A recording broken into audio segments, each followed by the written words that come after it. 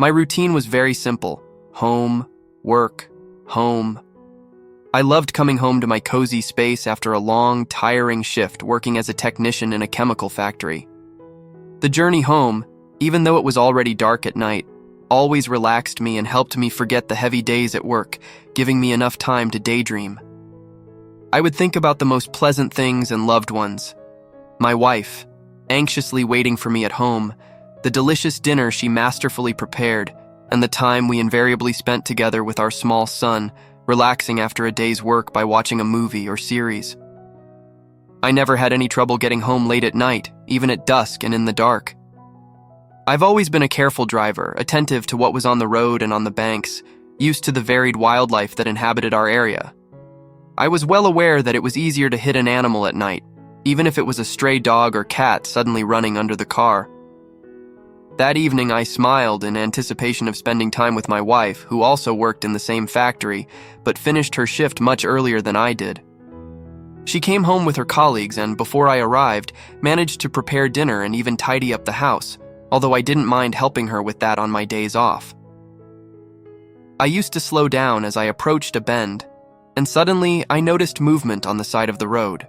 I slowed down even more, hoping not to frighten the animal that was hiding in the darkness of the thickening night. However, as I took a closer look, I immediately slammed on the brakes. For a few moments, I stared into the darkness, wondering if I was imagining things. But then I saw a small, thin hand sticking out, covered in blood and dust. Jumping out of the car, I ran towards what I initially thought was an animal. With each step, my eyes grew wider, and my body was overcome with shock. Lying in the grass and dust was a very young girl, writhing in pain and fear. As I got closer, I realized that the child couldn't have been more than 12 years old and didn't seem to know what to do. Crawl towards the road in search of help, or move away from it to avoid further damage. The sheer panic in the girl's eyes hit my heart painfully, and I suddenly realized that she must have been hit by a car or been the victim of an accident. Looking around, I found no trace of a crashed car and thought that my initial assumption was probably correct. How and why she ended up so late in that place, I didn't know, but I couldn't help thinking that the girl could have been lying on the grass for hours. I quickly grabbed my cell phone and cursed its dead battery. Now it was just a useless piece of plastic, incapable of calling an ambulance. Ideally, it should be the ambulance that transports the hit-and-run victim, as moving the child would not only cause more pain, but could also aggravate his injuries. Looking around, I realized that there were few cars on the road at that late hour to wait for help, and who, after all, would stop almost at night for a stranger to hear a call for help. I quickly examined the child, touching his fragile body as gently as possible, trying to understand what might be broken. "Hang in there," I murmured, trying to sound comforting. "Hang in there, I'll help you." Finding several broken bones and a bleeding wound on the girl's temple, I realized that I should stabilize the fractures and try to stop the bleeding before trying to take the child to the nearest hospital. Rushing to the car, I quickly grabbed a small first aid kit, some pieces of wood that were in the trunk from a recent repair at home, and returned to the child. Working quickly, I bandaged the girl and applied splints to the broken bones. "Hang in there and forgive me. It's going to hurt," I said, as I carefully lifted the child into my arms. Although she was crying, she didn't have the strength to scream, even if I was hurting her, which I didn't mean to do. After laying her down in the back seat, I got back into the driver's seat and headed for the hospital. Looking at the wailing child, the journey to the trauma unit didn't take long.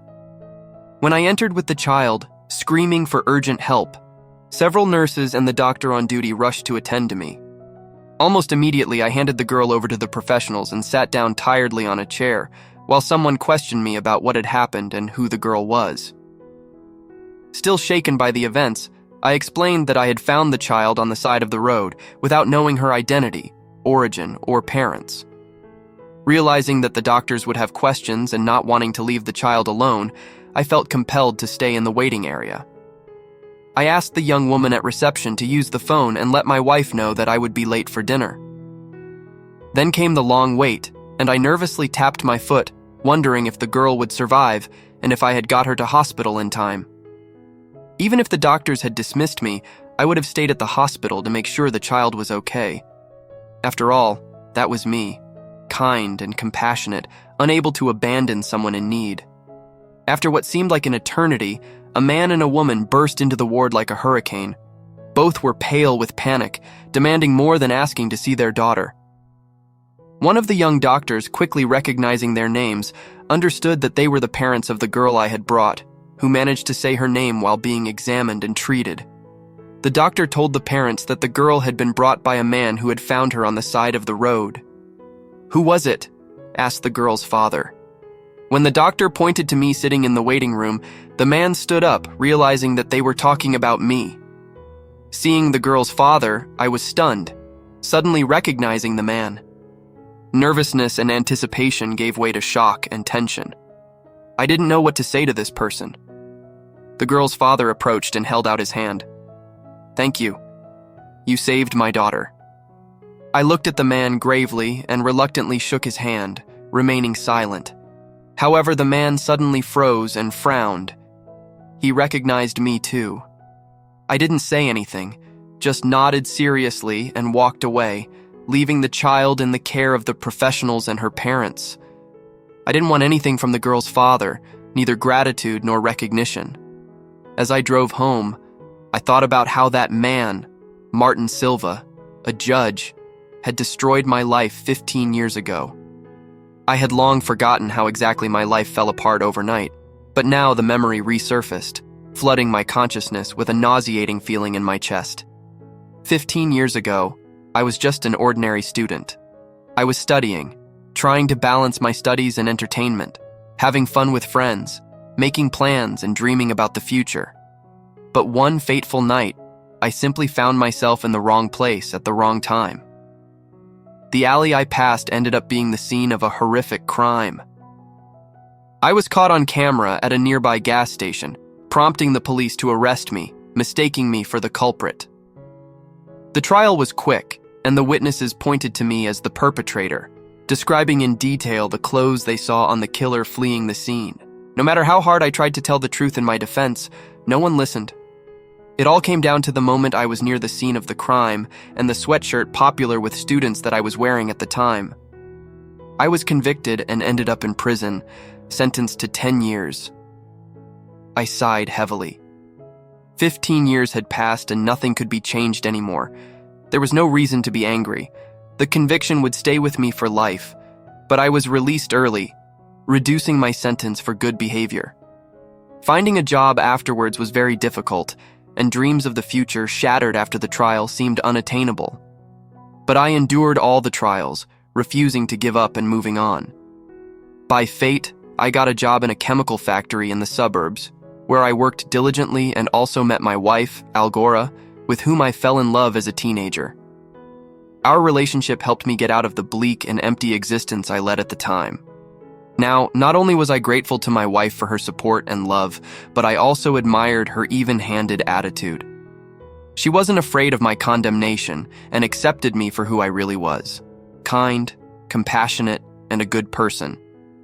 She wasn't wrong in her choice. Our couple was harmonious, and together we were incredibly happy. Algora and I had a modest but sincere marriage, and a year later our son, Cesar, was born. I felt incredibly lucky with my wife, and our son grew up intelligent and as kind as his parents. There was nothing more a man could dream of. Now, returning home after an unexpected incident, I didn't even know what to say to Algora. For the first time in our life together, I didn't want to tell her what had happened. The family welcomed me with open arms, and exhausted, I didn't even feel hungry. Algora didn't bother me with questions and sent me to bed. I clearly needed to rest after the exhausting night. I couldn't resist and firmly decided that it wasn't worth spending time thinking about the judge who had unfairly sentenced me. He wasn't worth worrying about now. I was only worried about Algora and Cesar, the family I loved with all my heart, and I had to focus all my attention on them. Everything else was less important. On the other side of town, Martin Silva hadn't been able to relax since meeting me in the hospital emergency room. A strange feeling wouldn't leave him alone, eating away at him like a glowing ember. He remembered me, the unlucky student he sent to prison on trumped-up charges. Ambitious and unscrupulous, Silva was a judge who often accepted bribes to lighten the sentences of criminals or blame others, whether they were guilty or not. 15 years ago, this is exactly what happened. A brutal crime committed in one of the city's alleyways attracted unwanted attention. The real killer, through an acquaintance, found Martin and paid the judge to drop all charges against him. I, the unsuspecting student, fell into the hands of the police and became the perfect victim. And Silva, without a shred of conscience, sent me to prison knowing full well that I was innocent. Martin nervously clenched his fists, grinding his teeth. He had dealt with hardened criminals for so many years, but for the first time he was afraid. In front of his eyes was the cold gaze of an ex-convict, which was why Silva couldn't shake the shiver that ran down his spine. He realized that I had found out about his family. His daughter could well have revealed who she was and where she lived. Silva understood the danger of what had happened. I would undoubtedly seek revenge against him and his family. The ex-con knew what Martin's daughter and wife were like. For the first time, Silva genuinely feared for the lives of his loved ones and his own. The man pondered how to rectify the situation. Over the years of working as a judge, he had accumulated many criminals indebted to him for favors rendered. He also had extensive connections in law enforcement. Action needed to be swift. Silva firmly decided that he would not allow me to take revenge on him and his family, and began calling those with whom he had ties in the criminal world. He knew they could make this problem go away, or at least try to scare me into leaving town. And if I didn't pick up on the tip-off, the same criminals could make me just another statistic, missing or dead, ensuring that my case wasn't investigated thoroughly. That was easy for someone like Martin Silva. The judge managed to round up many of his debtors willing to help him for services rendered in the past. Martin got everything he could on me. Photos during the investigation of the crime 15 years ago were still easy to find. The criminals listened to what was needed and promised to take care of everything. They didn't care who they hurt, so everything should be resolved in Martin's favor soon. Meanwhile, I, ignoring the meeting with the judge who had falsely accused me, continued to live my life, hardly thinking about him.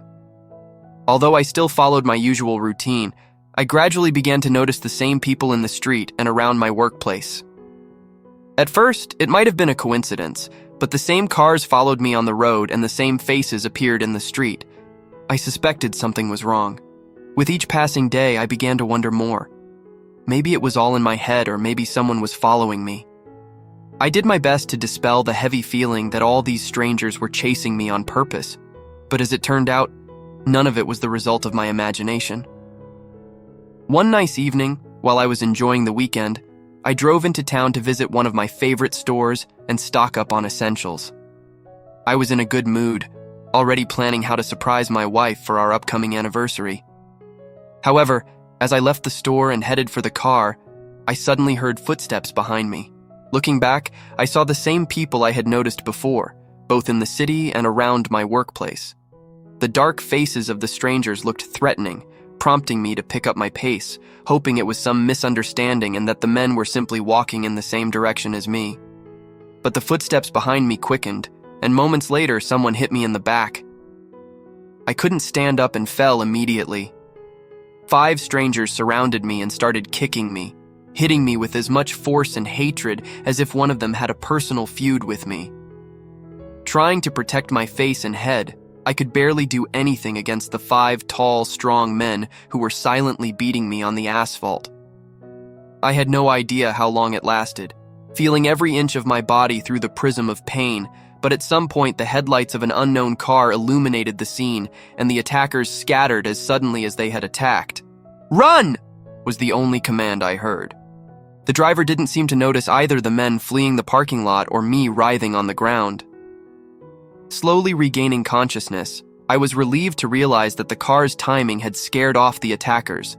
Otherwise, they might have hit me even harder. However, as I got up, I realized that I should go to the hospital. My wrist was swollen and throbbing with pain. Blood was dripping from my face and my sides were in agony with every movement. With difficulty, I reached my car, inserted the key in the ignition and turned it, starting my faithful old car that had saved me on the road more than once. The journey to the hospital seemed as long as when I took the injured girl. Every second dragged on like an eternity. Finally, I arrived at the trauma department, where I was attended to and all the injuries sustained during the beating were examined. Speaking to the doctor, I told him honestly how I had been attacked by some thugs, and the doctor called the police to interview me and start an investigation to find the criminals. I didn't have much hope, but I answered the police officers' questions truthfully. I could see on their faces that they thought I was a drunk who had fallen down the stairs or someone who had gotten into a fight on their own. After all, they started the questioning by mentioning my past conviction. In the end, the police dismissed me, leaving me alone with the doctors. I arrived home around midnight when my son was asleep and my worried wife Algora was waiting for me in the dining room. Seeing me at the door, the woman jumped up and ran to me. "Holy Virgin Mary, what's happened to you?" She helped me sit down, noticing my cracked lips, cut eyebrow, and heavy bruises on my face. "I was attacked," I mumbled, feeling the tightness of the bandages around my cracked ribs. The doctors had done a good job. Although the ribs weren't broken, there were several cracks. Her swollen arm was the result of a severe wrist injury, so she would have to forget about work for a while and take sick leave. Algora began to cry, unable to believe her eyes. How can these people walk under the eyes of God? Oh, my dear, how did this happen? For a while, I listened to her words interspersed with calls to God and all the saints she could think of, and I didn't even know what to say in response. When Algora calmed down a bit, expressing all her thoughts about such scoundrels who hurt innocent people, I held her hand and tried to smile. "Everything's going to be fine, Algora. It's not as serious as the doctors told me." "Not as serious?" She flared up again. "Not as serious? Have you seen yourself in the mirror? It will heal. It will pass." I tried to convince not only Algora, but myself. It was unbearable to see tears and fear in her eyes. I had always done my best to protect her from these things throughout our life together, and now I was the source of her anxieties. "Don't worry, darling," I stroked her hand. "Did you at least file a complaint with the police?" Algora frowned. "The police spoke to me, but..." She looked at me more closely, not waiting for me to continue. "And will they find these bastards?" I sighed heavily and shook my head. "They didn't even believe me," I said. "What can you believe about a convict?" My wife gritted her teeth and cursed again, this time muttering to herself for a few minutes. She tried to calm down again, and when she did, she met my gaze and tilted her head to the side. "You never told me what happened a week ago, when you stayed late after work." "Could it be related to that night?" he asked cautiously. I froze, thoughts swirling in my head. Perceptive woman, I thought. I hadn't even considered the meeting with the judge almost a week ago.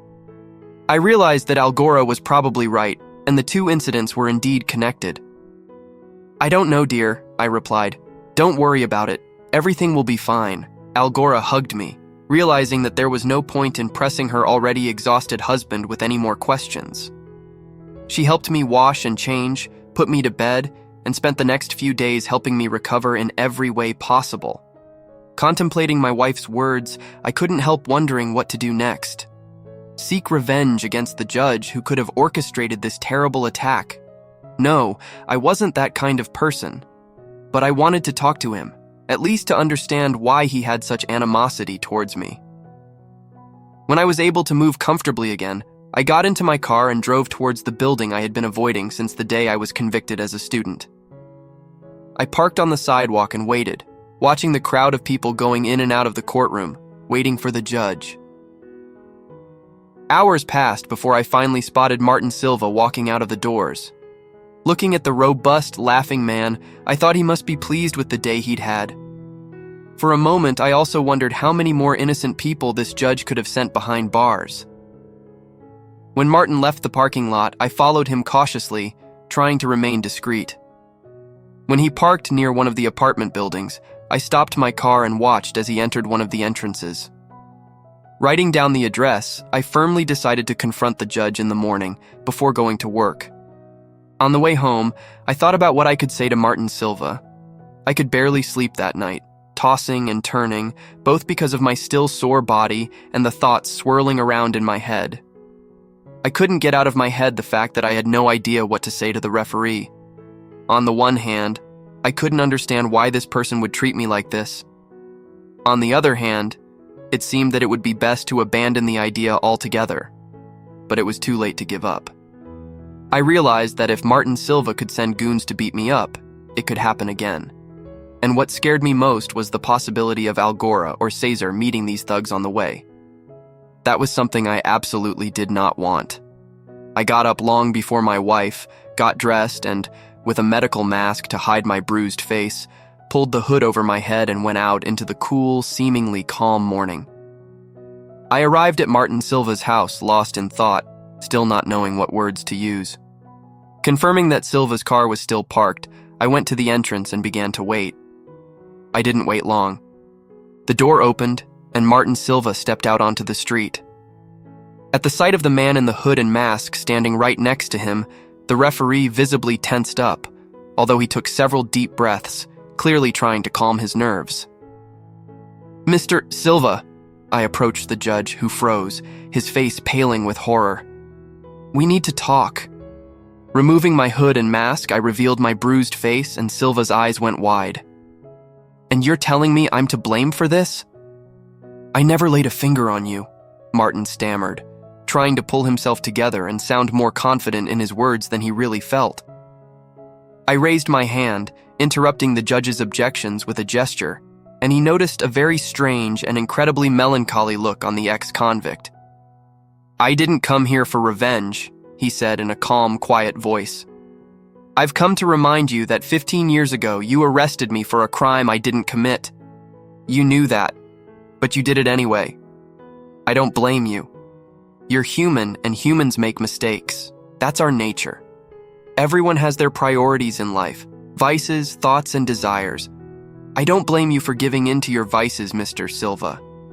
I want to thank you, because if it hadn't been for my time in prison, I wouldn't have met the love of my life. She saw in me not just an ex-prisoner, but myself, and I love her for that. I think you understand such love when you want to protect from any danger and harm. After all, you love your wife and child, don't you? I love my wife and child too. And until recently, I didn't care that you still held the position of judge, deciding people's fates. I forgave you a long time ago. And if it hadn't been for your daughter, whom I found on the side of the road, I wouldn't even remember you. I only regret one thing, Mr. Silva. The time I wasted in prison, my nerves and my health. Otherwise, I live quite happily and I don't need you, nor revenge against you, nor gratitude for saving your daughter. I sincerely hope that she grows up less corrupt and cowardly than you. I would very much like your daughter to become better and kinder." Martin Silva listened in silence, suddenly feeling a tremor, not of fear, but of the realization of how cruelly he had treated a man he didn't know. He didn't even realize at first that tears had formed in his eyes. Stopping for a few moments to catch my breath, I concluded, "All I want to ask of you is to forget me and never show up in my life again." I looked Martin in the eye. The ex-con's incredible sincerity surprised Martin. He thought he had sent goons to deal with a criminal seeking revenge, but I had turned out to be a good and kind man. All I did was selflessly save his only daughter, while he acted like a real scoundrel, sending people to beat me up. Anyone in my place would have been furious at such an injustice.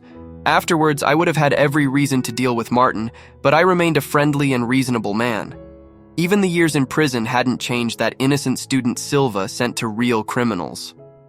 "Forgive me," Martin exhaled, feeling a solitary tear run down his cheek. "I didn't think." I shook my head. "You don't need to apologize. I don't want anything from you. Just forget about me and live your life. I hope your daughter recovers soon. Goodbye." Martin Silva watched as I walked to my car, got in and drove away. Despite needing to go to work, Silva remained motionless for a long time.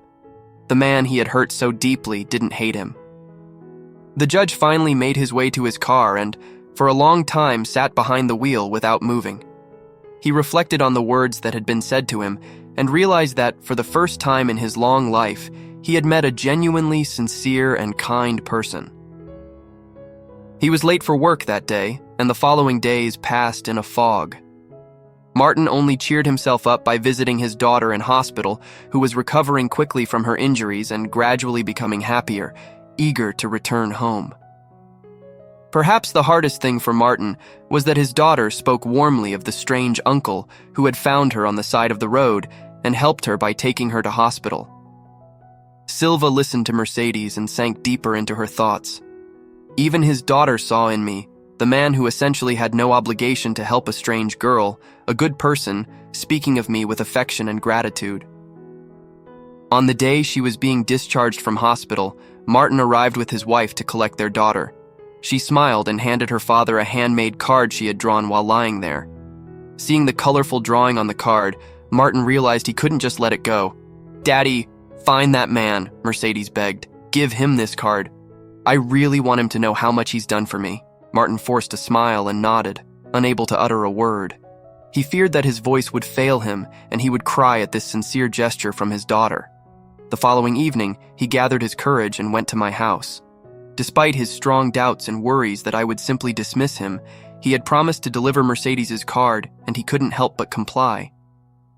Standing in the doorway of the apartment, he hesitated for a few minutes, nervously adjusting his tie and constantly glancing at the envelope containing the card and his business card. Finally, Martin rang the doorbell, feeling even more nervous. There was no turning back now. When I opened the door, the smile disappeared from my face. Martin Silva was standing on the threshold. The referee looked embarrassed and uncertain, shifting from one foot to the other. I looked back at my wife and son, then left, closing the door behind me so that my family wouldn't see or hear our conversation. "I told you to forget about me and never show up in my life again," I said calmly but firmly, without taking my eyes off Martin Silva. "I understand everything, but..." The judge hesitated, then handed me the envelope. "My daughter, Mercedes. She was discharged and asked about you. She really wanted me to give this to you." I took the envelope indifferently, but didn't open it, continuing to stare at the judge. Please, I understand that you hate me for everything I've done. I really screwed up, and no amount of effort can make up for the time you lost in prison because of me. But Mercedes really wanted to thank you personally. Inside the envelope is my business card with my personal number. You can call me at any time." Martin took a step back, uncertain. "Thank you for your time and for not ignoring me when my daughter needed help." He walked away, and I watched the judge until he was out of sight. Only then did I look at the envelope and open it. Inside was a handmade card on which the girl I had saved had proudly drawn a man with a superhero cape fluttering behind him. Below the drawing was a colorful inscription, "My hero." I read the brief message full of gratitude and kindness, and then looked at the judge's business card. With a heavy sigh, I returned home, realizing that, if not Martin, his daughter was truly grateful to have been rescued by a stranger. The girl's father, it seemed, wanted to assuage his guilt. He didn't know if it was possible to make up for everything Silva had done. Lost time couldn't be recovered, reputation couldn't be restored, dreams couldn't be resurrected. So what did the judge really want by apologizing? I looked at my wife playing with Cesar and thought, wasn't it time I told Algora everything in detail? Perhaps the perceptive woman could advise me on what to do in this complex situation. When Cesar went to bed, Algora and I sat down with a cup of tea, and, without reservation, I told him everything that had happened. Not only did I recap how I ended up in prison and whose fault it was, but also what happened on my way home from work. Algora listened in silence, her face displaying a range of emotions, from tension and sadness to horror, as she heard about the little girl who had been run over and whom I had helped. When I told her that, by fate, her father was the same judge who once sentenced me, Algora gasped. I also told her openly about the beating, including how her insightful comment helped me realize that the two incidents were undoubtedly connected. I saw genuine surprise in my wife's eyes when I told her how I tracked down the judge, but when I told her about our conversation, I realized that she never suspected that I was planning something cruel against the judge. "You never cease to amaze me with your kindness, dear," said Algora. "Even after everything this person did, you still acted with honor." "That's who I am, Algora," I sighed. "We can't change the past, and without what happened 15 years ago, I wouldn't have met you." I smiled, holding her hand. She responded in the same way, and I continued my story. I concluded by placing a postcard in front of her, given to me by Martin Silva that evening. Algora was silent for a long time, and I could tell by the look on her face that she was thinking about something. Examining the drawing on the card and the signature, she finally sighed and straightened her shoulders, looking like a serious, self-confident woman ready to go anywhere for her husband. "You know, dear," the little girl expressed her desire to thank you personally, which already says a lot about her being much better than her father. "Martin delivered that message in person, which means he's already realized how despicable he's been to you. You've been offered an olive branch, and I personally believe you should accept it," Algora said.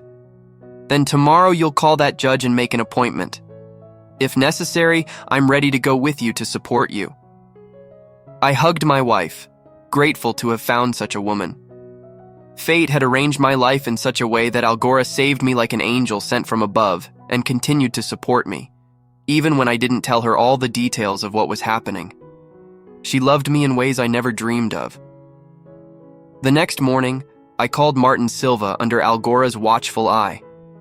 I heard the proposal to meet and celebrate his daughter Mercedes' release from hospital. Mercedes could be heard, seemed delighted that her father had found his savior, and was eager to meet me in person. In the end, we decided to meet as families, and I realized that perhaps this was the best option, as having children around would not only keep us under control, but also ease the tension between the adults. Perhaps my meeting with Mercedes was more necessary for me than for her. I had been so worried about her when I took her to the hospital. To my surprise and Algora's, the judge invited us to his home, as if to show that he was willing to be in a position as vulnerable as mine when he showed up at my apartment with the postcard. I realized there were other reasons that could have influenced this decision. Mercedes, although released from hospital, was still wearing casts on her arm and leg, so being at home was more comfortable for her than worrying about looking uncomfortable in a restaurant. Besides, any conversation between the families could be inappropriate in a public place. When I arrived at Martin Silva's house with my family, I was still nervous and embarrassed, but gradually the atmosphere lightened. Both Martin's wife, Anna, and his daughter, Mercedes, contributed to this. That evening, many toasts were made to the girl's savior, and I smiled shyly, seeing the sincere gratitude of Anna, Martin, and Mercedes. The family was undoubtedly very happy that I hadn't ignored the situation. During dinner, conversations were light and easy. The women smiled and chatted about dresses and exhibitions, while the children quickly found common ground and the men gradually got to know each other better. After dinner, Martin invited me into his office for a private chat. "Let's talk alone." Martin nodded towards the door. "I have something I'd like to give you." I didn't object, and when we were in the office, I saw a thick folder with an envelope on it on the judge's desk. "I understand that the past can't be undone," said Martin, touching the folder and the envelope. "But I managed to do something. Here is a document signed by me, acknowledging that my decision regarding your case was wrong. I have enclosed some evidence of your innocence that was not considered in the past. I know I acted abominably. I understand that I was wrong, but your words have made me seriously reflect on how many lives I have ruined while chasing. I don't even know why anymore. Regret is a heavy burden," I commented somberly. "Sometimes it can break a person. Your forgiveness and everything you've said won't be in vain, I promise," Martin continued. "I've seriously decided that I don't have the right to decide people's destinies anymore. I'm resigning." I looked at the envelope. "And what will these papers give me? Time can't be brought back. You'll see," Martin sighed. "These papers will allow you to clean up your act. You may not get back what I took from you, but you will no longer be an ex-convict and prisoner. Now you'll be a wrongly convicted innocent, and that means that things that were out of your reach before will now be available to you." I didn't say anything, but I couldn't believe his words. However, a week later, when I went to work, my boss approached me during a break. He announced that they had received new, updated documents indicating that I was a real hero for saving a child. The factory management concluded that there was no better candidate for promotion than me. Previously, I had been valued for my hard work and diligence, but it was also noted that the caring man often solved some problems on his own, avoiding bothering management with emerging issues. This characteristic was essential for the new workshop manager, as the previous one had retired and they had been looking for a replacement for a long time. I couldn't be promoted before because of my conviction, but since it was overturned, I was the best candidate for the position. I'd always known that hard work and kindness could help you in life, but now it paid off with interest. And all I did was not pass by a wounded girl and help her through a difficult time. Although Martin Silva, who ruined my life, had retired, we still kept in touch. The former judge, tormented by guilt, opened a small law firm with his own money, where he hired good lawyers who dealt with cases similar to mine. Perhaps Silva hadn't completely atoned for his past, but he was trying very hard to do so, and the recovered Mercedes was helping him, showing him every day, with her example, that to be kind is to be happy.